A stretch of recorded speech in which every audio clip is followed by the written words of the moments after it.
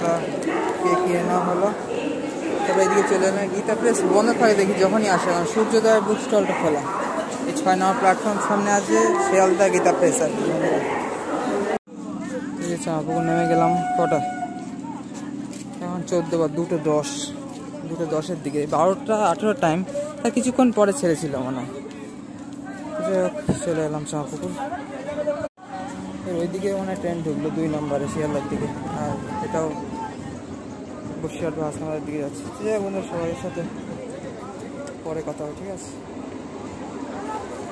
পিছনে আমাদের ট্রেন দাঁড়িয়ে রয়েছে, ছেড়ে দেবে এক্ষুনি।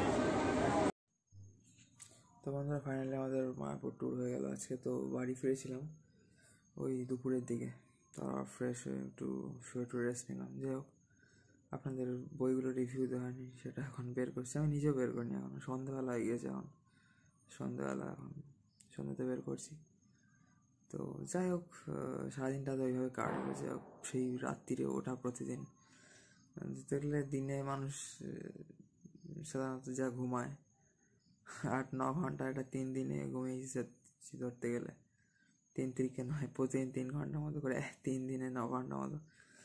যাই হোক, এইভাবেই আর কি চলে। মঙ্গল আরতি দেখার হলে আর এমনি বাইরে ঘুমায় না তখন, তারপর এই আর কি আরতি দেখারে, তারপর আসার টেনশন থাকে, বা বিভিন্ন রকম ওখানেও টেনশন থাকে, কী ঘুরবো কী করবো। তো যাই হোক, ইত্যাদি ইত্যাদি ব্যাপার আর কি।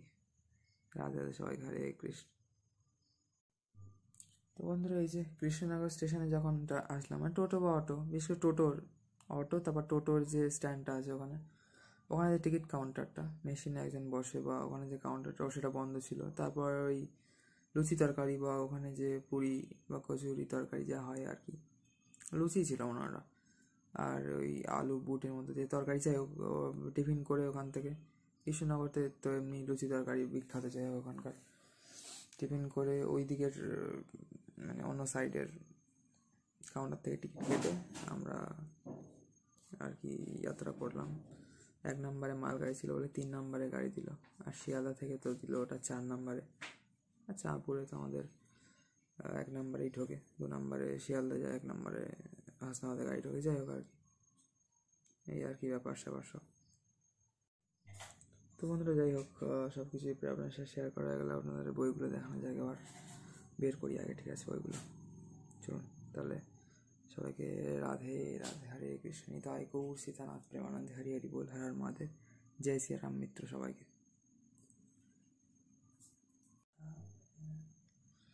তো বন্ধুরা, এই হচ্ছে আমাদের সব বই, প্রচুর কিন্তু বিভিন্ন কালারের ব্যাগ, যেমনটি দেখিয়েছিলাম আপনাদের মায়াপুরও। তখন ওখানে লাইট কন্ডিশনটা উইক ছিল, এখানে টিউব জ্বালিয়ে দিয়েছি, প্লাস পিএল ল্যাম্প জ্বলছে।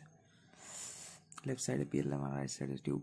তো ভালোই আলো আসছে, এবং আপনাদের এবার বই টইগুলো দেখানো যায়, ঠিক আছে, কোথাতেই কিনেছি ইত্যাদি সব একসাথে আর কি বের করে দেখাচ্ছি, ঠিক আছে। তো চলুন তাহলে, এখানে আপনাদের পুরো ওই বিভিন্ন রকম যে ব্যাগস আছে সব, একটা তো পুরো প্যাক করেও দিয়েছে সংকীর্তন গিফট শপ থেকে, মন্দিরের ওখানে। তো যাই হোক, সব বের করে আপনাদের দেখাচ্ছি। চলুন, রাধে রাধে সবাইকে, হরে কৃষ্ণ, হরি বল, হর হর মহাদেব, জয় শ্রী রাম মিত্র সবাইকে, ঠিক আছে। চলুন তাহলে, সব রেডি করে দেখাচ্ছি আপনাদের। তো বন্ধুরা, চারিদিকে পুজো আচ্ছা তো হচ্ছে। এছাড়া এই যে বৃন্দাবন ভজনটা বইটা তো এক্সচেঞ্জ করেছিলাম, এবং তার সাথে এই কটা বই কিনেছিলাম মন্দিরের ভিতর থেকে, মেন মায়াপুরের ইস্কনের রাধা মাধব মন্দিরের ভিতর থেকে। তো তারপরে এই মানে শ্রীকৃষ্ণ চৈতন্য মিশন আদি, মানে 4 নম্বর গেটের 2 দিকে যে গৌরী মঠটা যাই, তো শ্রীকৃষ্ণ চৈতন্য মিশন থেকে আগের বার যেমন অনেক বই কিনেছিলাম, যেমন অক্টোবর মাসে, তেমনই এইগুলো কিনেছি। তারপর ওই গদা ভবন থেকে মন্দির যাওয়া যে টানেলটা আছে, ওইখানটা এখন নতুন শপ হয়েছে, ঠিক আছে। তো সেখান থেকে কিনেছি এগুলো। তারপর এখানে আছে মন্দিরের সামনে এক মাতাজি স্টল দেয় আর কি, পঞ্চায়েত মন্দিরের সামনে, এবং সেখানেই পঞ্চায়েত মন্দিরের সামনেই রাস্তার উল্টো দিকে যে সংকীর্তন গিফট শপ আছে, সেখান থেকে এগুলো কিনেছি। কারণ বৈষ্ণব পঞ্জিকা আর কি একটা রামকেলি ছিল, সেটা আপনাদের বের করে দেখাচ্ছি, চলুন, ঠিক আছে। কারণ এটা একটু এইখানে সিল প্যাক আছে, ঠিক আছে।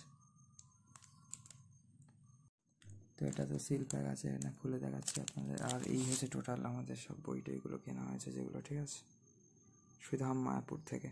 প্রচুর বই, প্রায় 400 টাকার বই আর কি। উপরতে দেখছেন, কিন্তু ভিতরে কিন্তু অনেক বই আছে, বিশেষ করে এইখানে ছোটো আছে, এখানে আর এখানে কিন্তু অনেকগুলোই আছে। বেশ কিছু ছোটো বই এখন আমি কিনছি, বেশি বড় বই খুব একটা এখন কিনছি না, কারণ পড়ারও তো টাইম দরকার না, শুধু তো কিনলে হবে না, কারণ বইগুলো তো আমার কমপ্লিট করতে হবে না, সেই জন্য। আর এই রাধা মাধবের তো অপূর্ব ছবি, অপূর্ব শৃঙ্গার, মঙ্গল আরতি এবং দর্শন আরতির শৃঙ্গার দারুণ লাগে বন্ধুরা। রাধা মাধবের সৌন্দর্যই অপার, তাই না? হরে কৃষ্ণ, সবাইকে রাধে রাধে।